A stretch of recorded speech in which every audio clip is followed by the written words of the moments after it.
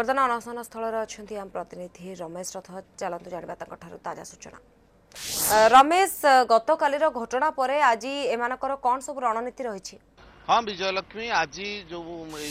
संघर लोक मैंने बसचंती चतुर्थ दिन आज से सहित मु जोगाजोग करी से कहया कथा आमर जो पर्यंत दाबी पूरण न होती आम ये अनशन एमती रखू और गतकाली जो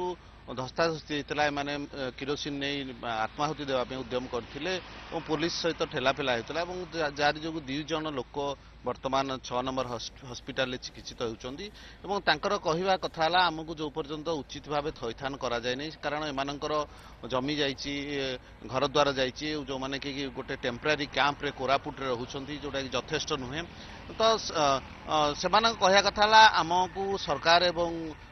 जिला प्रशासन यथेष्ट साहाय्य करने दरकार किंतु से बारंबार जिला प्रशासन दृष्टि आकर्षण कर बर्तमान राज्य सरकार दृष्टि आकर्षण करने जाऊँगी जेहेतु से अनशन बस आम सहित से अंचल पोड़ापदर ग्रामर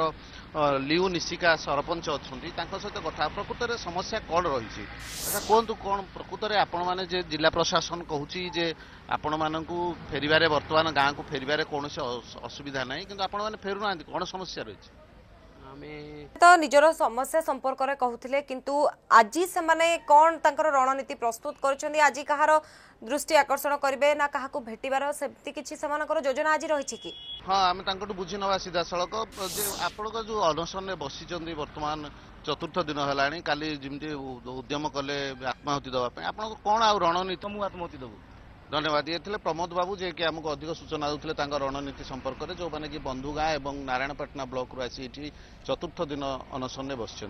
बहुत बहुत धन्यवाद रमेश आपनकर सूचना पाई। रमेश रथ थे आम प्रतिनिधि जो अनशन स्थल से आमको ताजा सूचना देते।